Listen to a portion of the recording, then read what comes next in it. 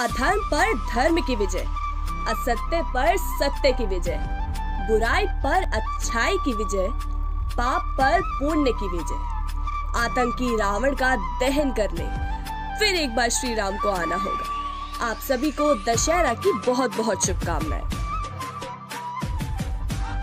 श्री काशी सुमेरु पीठ में विशाल ब्राह्मण संगोष्ठी व भंडारा का आयोजन। वाराणसी रामनवमी दशहरा के अवसर पर 80 डुमराव बाग कॉलोनी स्थित श्री काशी सुमेरु पीठ के पीठाधीश्वर शंकराचार्य नरेंद्रानंद सरस्वती महाराज के नेतृत्व में आयोजित भगवती शतचंडी पाठ व 1.25 लाख मंत्रों से यज्ञ आहुति के दूसरे दिन विशाल ब्राह्मण संगोष्ठी व दिव्य भंडारा प्रसाद का आयोजन किया गया।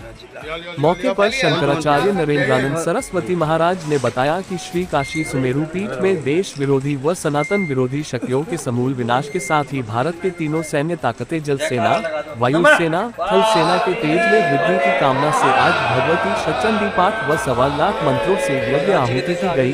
सांप्रदायिक वैमनस्यता फैला रहे लोगों के लिए शंकराचार्य जी ने कहा कि किसी को भी अपने भगवान से प्रेम करने में कोई बुराई नहीं है, पर प्रेम करने की आड़ में पत्थरबाजी, दंगा, हिंसा करना, दुकानें लूटना, प्रशासन से मारपीट यह अत्यंत निंदनीय कार्य है। प्रशासन ऐसे लोगों से बहुत ही कड़ाई से निपटे, आजीवन स्मृति में रहे ऐसा सबक सिखावे। Mukesh Pandey, all India news 24/7 Varanasi. महाराज जी, आश्रम प्रांगण में हम लोग देख रहे हैं साधु संतों का जमावड़ा, संत संगोष्ठी का कोई विशेष आयोजन होगी? देश की वर्तमान परिस्थितियों पर और दशहरा का महापर्व है। अभी यहाँ शतचंडी महायज्ञ हवन संपन्न हुआ और ये भंडारा विखंडित, विभाजित, असंगठित समुदाय को एक सूत्र में जोड़ने के लिए जब जब इस धरा पर विषम परिस्थितियां निर्मित हुई तो संतों ने अपने ज्ञान, भक्ति, योग और साधना से समाज को एक नई दिशा दशा देने का कार्य किया है।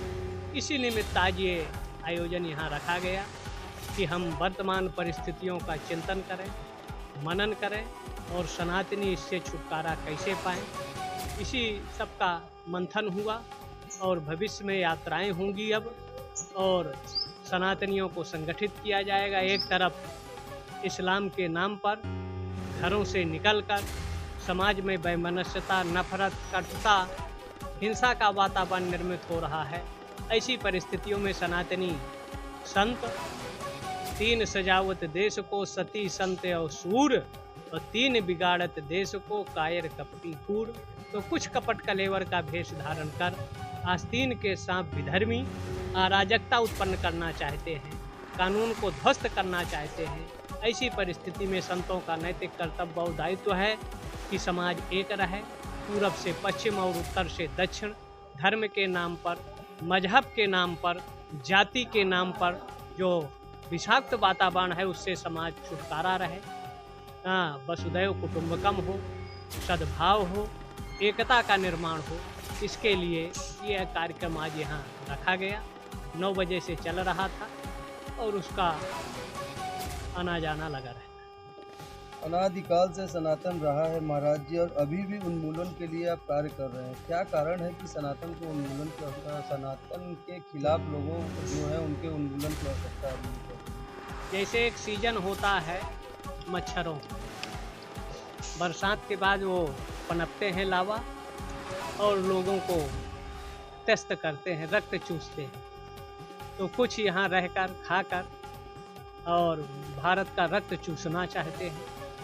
जो संत अगर हैं तो ये सफल नहीं होने देंगे। कैसी भी परिस्थिति हो उससे निजात दिलाने का काम सनातन सृष्टि के एतद् देश प्रसूतस्य सकाशात् अग्निजन्मनः स्वं स्वं चरित्रम शिक्षेरन् पृथिव्याम सर्वमानवः।